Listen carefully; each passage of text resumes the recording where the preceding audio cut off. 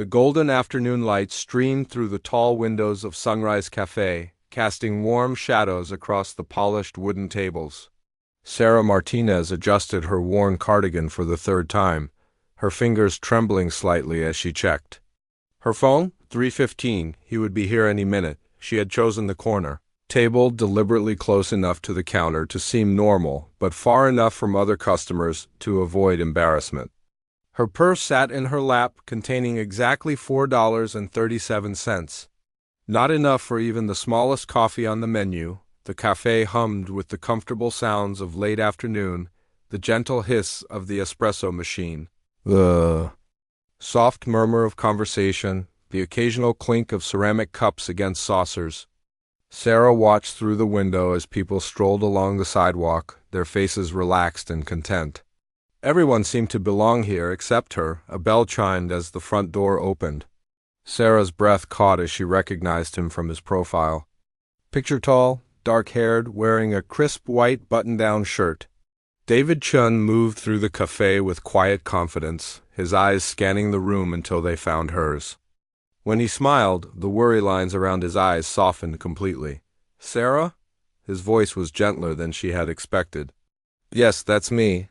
She started to stand, but he was already settling into the chair across from her. "I'm so glad you could make it." David's genuine warmth caught her off guard. "I have to admit, I was a little nervous. It's been a while since I've done this." Sarah found herself smiling despite her anxiety. "Me too, actually, it's been... Well, let's just say it's been a while." They talked easily at first. David shared stories about his work as a marketing consultant, carefully avoiding anything that might sound like bragging. Sarah spoke about her job at the local library, how much she loved helping people find the perfect book, how quiet afternoons among the stacks felt like home. "I love libraries," David said, leaning forward slightly. "There's something magical about being surrounded by all those stories, all that knowledge." "Exactly." Sarah's eyes lit up. "People think it's just about books, but it's really about connection. Helping someone discover something new or find exactly what they need when they need it most." 20 minutes passed like moments. Sarah found herself relaxing, genuinely enjoying David's company. He listened carefully when she spoke, asked thoughtful questions, and had a way of making even ordinary topics feel interesting. Then David glanced toward the counter. "I could really use some coffee. How about you?" Sarah's stomach tightened. This was the moment she had been dreading. She looked down at her hands, her cheeks growing warm. Well, the silence stretched between them. David waited patiently, sensing there was more she wanted to say. Finally, Sarah took a shaky breath and looked up at him. "I can't afford coffee." The words came out in a rush, barely above a whisper. "I know that probably sounds crazy going on a coffee date when you can't actually buy coffee, but She trailed off, unable to meet his eyes. David was quiet for a long moment. When Sarah finally looked up, she expected to see pity or awkwardness. Instead, his expression was thoughtful, almost understanding. "Thank you for telling me," he said softly. "That took courage." Sarah blinked in surprise. "You're not... don't you think it's weird?" "Not at all." David's voice was steady, reassuring. "We all go through tough times. Money doesn't determine your worth as a person, Sarah." He stood up and walked to the counter, returning a few minutes later with 2 steaming cups. He set one in front of her, a cappuccino with a delicate heart design in the foam. "I ordered 2, he said with a gentle smile, settling back into his seat. "One for each of us."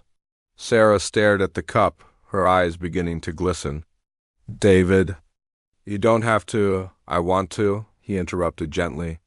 "Besides, coffee always tastes better when it's shared." She wrapped her hands around the warm ceramic, feeling the heat seep through her palms. "Thank you. This is really kind of you." "It's just coffee," David said, but his tone suggested he understood it was much more than that. As they sipped their drinks, the conversation gradually resumed. David shared more about himself, how he had started his own consulting firm 3 years ago, how challenging but rewarding it had been to build something from scratch. "What about family?" Sarah asked. "Any kids?" David's expression shifted, becoming both tender and slightly sad. I have a daughter, Emma. She's 7. He pulled out his phone and showed Sarah a picture of a little girl with pigtails and a gap-toothed grin, holding up a crayon drawing. She's beautiful, Sarah said, and meant it. What's she like? Curious about everything. Always asking questions. She draws constantly horses, princesses, our neighbor's cat. David's voice filled with obvious affection. Her mom and I, we divorced 2 years ago. It was amicable, but it's been an adjustment for all of us. That must be hard, Sarah said quietly, being a single parent. Some days are harder than others, David admitted. But Emma makes everything worthwhile. She has this way of finding joy in the smallest things. Last week, she spent an entire afternoon making a crown out of dandelions she picked in the park. Sarah smiled at the image. She sounds wonderful. She is. Actually, she's part of the reason I'm here today. Sarah looked puzzled. What do you mean? David chuckled softly. She told me I needed to find someone who would smile when they saw her drawing stuck to the refrigerator. Someone who wouldn't mind having tea parties with stuffed animals. She's very specific about what she wants in a potential stepmother. And you think I might fit those requirements? Sarah asked, surprised by her own boldness. I think you might. Understand that sometimes the most important things aren't the ones that cost money, David replied. Emma's favorite toy is a cardboard box we turned into a spaceship. Her happiest moments happen in our tiny apartment kitchen, making pancakes, shaped like dinosaurs. They talked until the late afternoon light began to fade. Sarah learned that David valued kindness over wealth, that he believed in second chances, that he had struggled too, especially in the early days of his business when clients were scarce and bills were mounting. I remember eating peanut butter sandwiches for dinner 3 nights in a row, he confided. Not because I particularly loved peanut butter, but because it was what I could afford. As the cafe began to empty around them, David looked at Sarah with an expression she couldn't quite read. I have an idea, he said. What if we did this again? But next time, maybe somewhere that doesn't require spending money. There's a beautiful park about 10 minutes from here. They have a playground where Emma likes to swing, and on Saturdays, there's usually someone playing guitar by the pond. Sarah felt something warm and hopeful unfurling in her chest. I'd like that very much. Great, David said, standing and extending his hand to help her up. And Sarah? Thank you for being honest with me today. It tells me a lot about who you are as a person. As they walked toward the door, Sarah realized that her honesty, the thing she had been most afraid of, had become the foundation of something beautiful.